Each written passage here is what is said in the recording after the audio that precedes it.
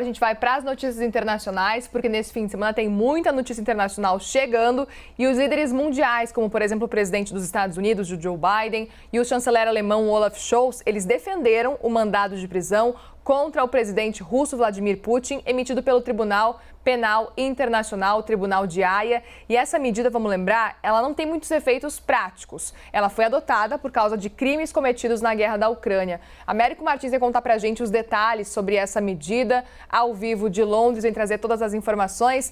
Américo, uma boa tarde, praticamente boa noite para você aí em Londres. Quero as informações que você traz pra gente, até porque a gente acompanhou ontem, inclusive o governo russo meio que debochando dessa medida, porque a gente sabe que é uma medida que tem um efeito mais simbólico, digamos assim, né? Conta pra gente.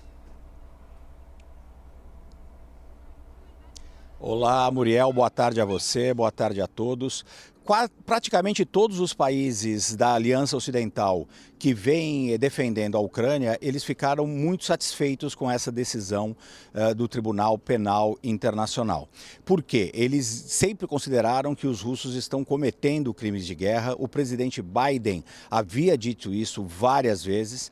Ele disse ontem à noite e hoje de manhã o governo também ratificou isso, alegou que era uma medida ajustada, ou seja, ele estava de acordo com essa medida do Tribunal Penal Internacional. Vários outros governos aqui da Europa também se manifestaram a favor disso.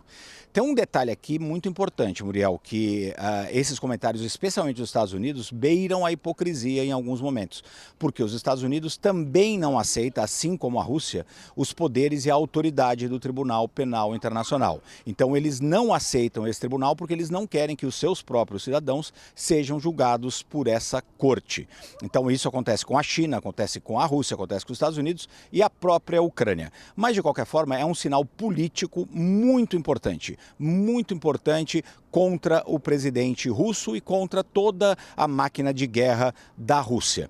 Não terá efeitos práticos porque ninguém vai entregar o Putin para a justiça lá na Rússia e a Rússia não aceita também esse tribunal, essa corte. Então não vai ter um efeito prático, ele não vai ser preso.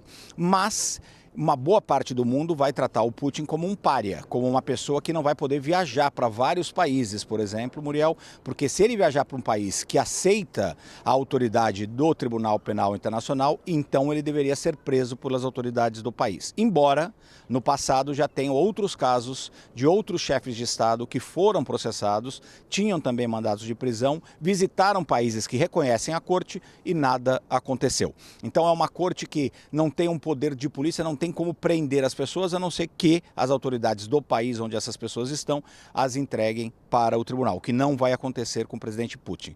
E a Rússia reagiu, como você disse, com muita ira, vamos dizer. Ela disse que era uma decisão ultrajante e que, de qualquer forma, não teria nenhum valor porque a Rússia não aceita o tribunal. E agora, um outro movimento político que o presidente Putin está fazendo, Muriel, é usar essa decisão para dizer mais uma vez que ele e a Rússia estão sendo perseguidos pelo Ocidente. Então ele internamente, na Rússia, está fazendo essa narrativa de dizer que, na verdade, ele é a vítima de um complô do Ocidente, Muriel.